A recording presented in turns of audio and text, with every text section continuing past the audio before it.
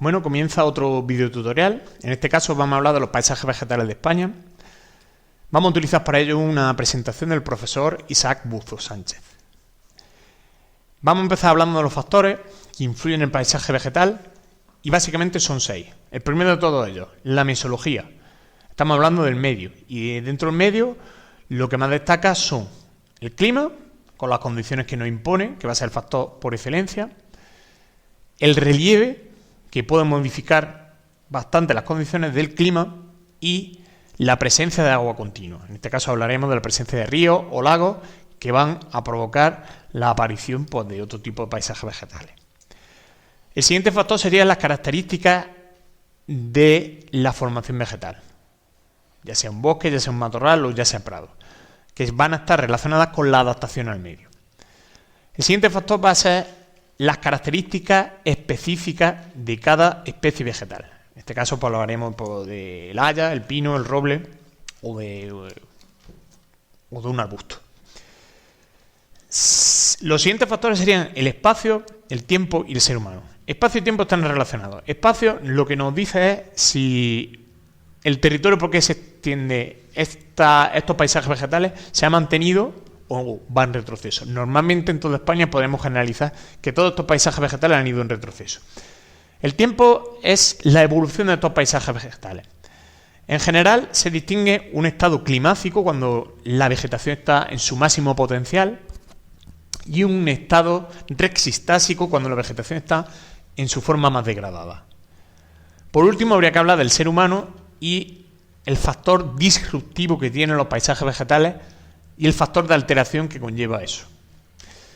Una vez explicados estos factores, vamos a hablar de las regiones biogeográficas. Básicamente, todas están dentro del reino holártico y son región eurosiberiana, que está en el paisaje atlántico, región mediterránea, el paisaje mediterráneo, y así sucesivamente.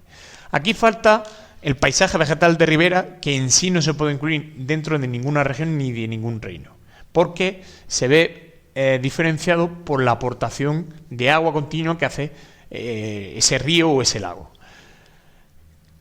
¿Qué es el paisaje vegetal de ribera? Pues la vegetación que se encuentra cerca de un río o lago, que normalmente vamos a hablar de chopos, olmos, álamos, sauces, vegetación que necesita agua de forma continua y que incluso muchas veces tienen sus raíces dentro del agua y que puede degradarse en matorrales, donde aparezca, pues, por ejemplo, la madreselva o especies de zarzamora, y que muchas veces se ha visto afectada por el hecho de que el ser humano tala estas zonas para acceder de una forma más fácil al agua. Esto ha provocado también que en muchas zonas, sobre todo zonas mediterráneas, los ríos pues, tengan una capacidad mayor de erosión de sus orillas por este proceso de desaparición del paisaje vegetal de ribera. Si pasamos ya a los paisajes vegetales siguientes, los que se encuentran ya dentro de las regiones biogeográficas, pues tenemos en primer lugar el paisaje vegetal atlántico caducifolio, que se produce en la España atlántico, desde Galicia hasta los Pirineos, y sus condiciones del medio son de unas precipitaciones abundantes y regulares y unas temperaturas normalmente suaves, solo afectadas o alteradas por el relieve. Dentro de esta formación vegetal pues aparecería el bosque caducifolio, que es el estado climático formado por especies altas con tronco rectilíneo y donde destacan el haya y el roble. El haya es una especie vegetal con una madera muy valiosa, muy alto, un árbol muy alto, que destaca por su adaptación a zonas de una determinada altitud, donde haga frío y donde las precipitaciones sean abundantes. Prefiere suelos calizos. Sin embargo, el roble no aguanta tanto el frío, prefiere zonas más templadas, por lo tanto va a estar en zonas de una altitud un poco menor y prefiere los suelos silíceos. También el roble, su madera es bastante apreciada y sus frutos. Si no aparecieran estas especies, pues podrían aparecer, por ejemplo, el tilo, fresno, abedul o, por ejemplo, el quejigo o el roble rebollo en el oceánico de transición, cuando ya la sequía y la temperatura empieza a aumentar. También habría que destacar las introducidas por el ser humano. De ellas destaca el castaño, que se ha introducido tanto por el uso de su madera como por sus frutos, y la introducción del pino y el eucalipto, del pino para el beneficio económico que se puede obtener de la madera, y el eucalipto para obtener celulosa. Si no aparece bosque caducifolio, aparecerán las landas, que es vegetación arbustiva, de matorrales formadas por brezo, tojo, retama, que muchas veces pues sus usos son de cama de ganado o para separar las lindes de las diferentes parcelas. En siguiente lugar aparecerían los prados, que son grandes extensiones de vegetación herbácea favorecidas por el ser humano para el pastoreo. Si hablamos del espacio y el tiempo de esta zona, su evolución es regresiva y el espacio se está viendo disminuido. Y habría que destacar la pérdida de los usos tradicionales, ya sea el ramoneo, la recogida de leña, que el pastor o el ganadero pueda introducir ganado para que se coma el monte bajo. Todo eso ha provocado pues, que estas zonas sean más propicias para los incendios. Eso se ha visto además favorecido por la introducción de pino y eucalipto, que son especies que tienen una gran facilidad para quemarse.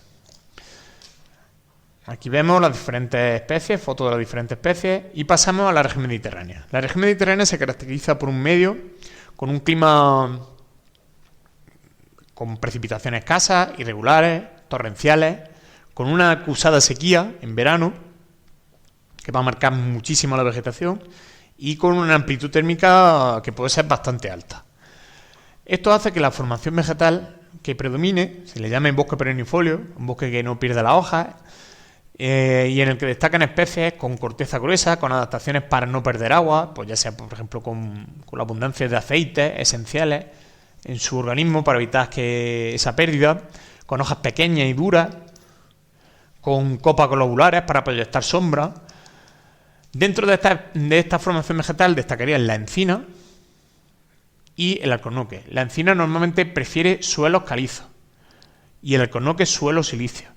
También destaca que el alcornoque no soporta también el calor y prefiere más la humedad. Por lo tanto, nos lo vamos a encontrar normalmente en zonas de una cierta altitud. Si no aparece el bosque perennifolio, aparecerá el matorral, maquia, formado por brezo, jara, retama, aparece en zonas silíceas. La garriga, formada por romero, tomillo, aparece en zonas calizas. Y normalmente un matorral más disperso, más raro, no cubre también la superficie. Y aparecería también un tipo de matorral llamado estepa que está adaptado al Mediterráneo subdesértico. O sea, con zonas de muchísima aridez, donde destacarían especies como el tomillo, el palmito o el esparto. Aquí vemos la encina, el alcornoque. No hay que olvidar que existe un paisaje vegetal que es una adecuación perfecta entre el ser humano y la naturaleza, que es la dehesa, que tiene una función agrosilvopastoral, o sea, se puede utilizar para cultivar, se puede utilizar para obtener beneficio del bosque, bellota, corcho, y también para el ganado. Por ejemplo, el cerdo ibérico, la vaca, la oveja. ¿Qué le ha pasado en general a estas zonas? Pues el espacio cada vez va a menos por la influencia del ser humano, su evolución es regresiva y el ser humano, como en el paisaje vegetal atlántico, pues la pérdida de usos tradicionales, la construcción turística, las urbanizaciones masivas están provocando que este paisaje vegetal se vea seriamente amenazado.